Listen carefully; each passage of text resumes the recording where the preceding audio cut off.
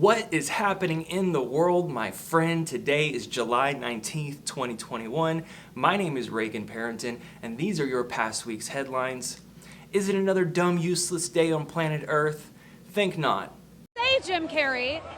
Yes. What? I've covered a lot of fashion weeks. This is the first time I've run into Jim Carrey. In Cuba, there were protests and because of food shortage, and the government turned off the internet.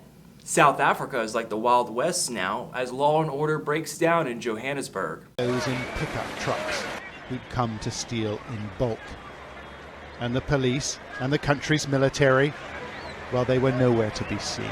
Belarus is being overwhelmed with refugees from the Middle East and is asking the European Union for help.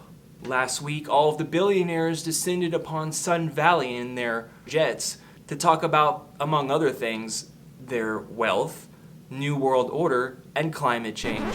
But on a brighter note, the world's largest astronomy museum opened up in Shanghai. The 420,000 square foot Shanghai Astronomy Museum is a branch of the Shanghai Science and Technology, will house exhibitions, a planetarium, an observatory, and a 78-foot tall telescope. Back in America, though, we're getting raped. Consumer prices were 5.4% higher compared to this time a year ago in June. That's the largest one-month jump in 13 years. Fayetteville, Arkansas, right on the ridge of the jet stream where I live, came within the top 5 best places to live, best cities to live in America. However, I wouldn't say any city or town is best when there are still fucking homeless people sleeping outside. Across state lines, Texas Democrats fled the state to avoid a controversial voting bill enacted by Republican senators. They have which been threatened to be arrested by their governor, the dude in the wheelchair. U.S. companies say climate change is a problem, but still lobby against solutions.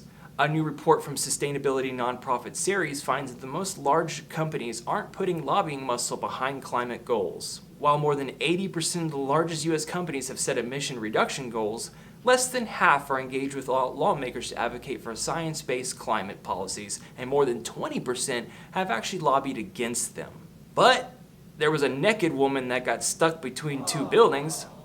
There is a woman stuck in between two buildings here on this property. We're going to bring in Captain Tane Wynn. A NASA study has revealed how a wobble in the moon's orbit could cause devastating flooding in the 2030s. A little 1-2 punch from climate change and gravity. Research led by the U.S. Space Agency predicts that cities along the country's coast could see 3 or 4 times as many high tide flood days annually for a decade. Oh, I can't even. It's literally not possible. Also, NASA and ESA partnered up to give much more accurate real-time observations from space. There, of course, was another major heat wave to light up the West, this time focusing over the Rocky Mountains. This is the 4th heat wave in 5 weeks. Something is wrong. From Oregon to Arizona. Oregon's bootleg fire is now the largest in the country. In Arizona, 2 firefighters were killed when their plane crashed while surveying flames. And in California, raging fires are swallowing up homes, devastating communities. There's fires all the time in the West, and New Jersey, Belgium, and Western Europe, particularly Germany, flooded like crazy. Germany issued a military disaster alert and sent out 700 infantry to assist. Look at this cat. It's like, what the fuck? Honestly. 188,000 migrants were picked up at the US-Mexico border. And social media is literally killing people. New cases are rising in all 50 states for the first time since January, as the president accuses social media companies of killing people for allowing vaccine myths to circulate online. They're killing people. I mean, it really, look. The only pandemic we have is among the unvaccinated. Oh, but you'll be glad to know a 132-night, $74,000 per guest world cruise sells out in less than 3 hours. Yes, the voyage, which will span 34,000 nautical miles, includes 66 ports of call, will visit 31 countries and 4 continents. Passengers will also see 61 UNESCO World Heritage Sites. It's leaving from Miami in 2024. The CO2 emissions from this are out of control. I literally hope they sink.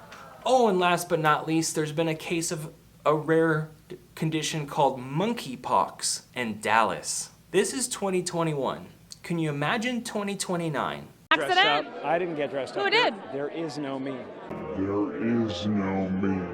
Well, thanks again for watching, guys. This has been What's Happening in the World. My name is Reagan Parrington, your host. And if you don't mind punching the like, hitting subscribe, sharing the link, it means a lot. All my patrons, you keep this project going. I want to fill you in with the top headlines every week. And of course, have a great week, and I'll see you again Monday. Signing out.